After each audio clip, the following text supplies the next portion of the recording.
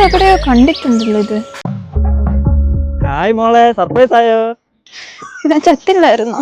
നീ എന്നാലും എന്നെ അവിടെ ഇട്ടിട്ട് പോയല്ലോ. അല്ലടാ, ഞാൻ ആംബുലൻസ് വിളിക്കാൻ പോയതാ, വന്നപ്പോഴേക്കും നിന്നെ കണ്ടില്ല. അയ്യോ, ആണോ?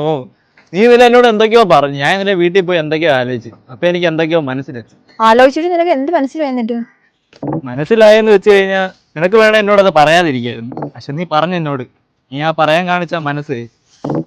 എന്നാലും അത് ശരിയല്ലല്ലോടാ. എന്ത് ശരിയല്ലേ മോള്? എന്തിനാണ് പിച്ചാത്തി? ഇതൊക്കെ രസമല്ലേ മോള്? നമുക്ക് പോവാ.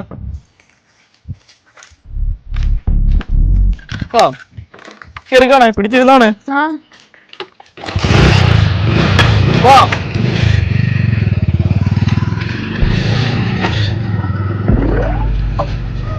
മൊത്തം തന്നെ.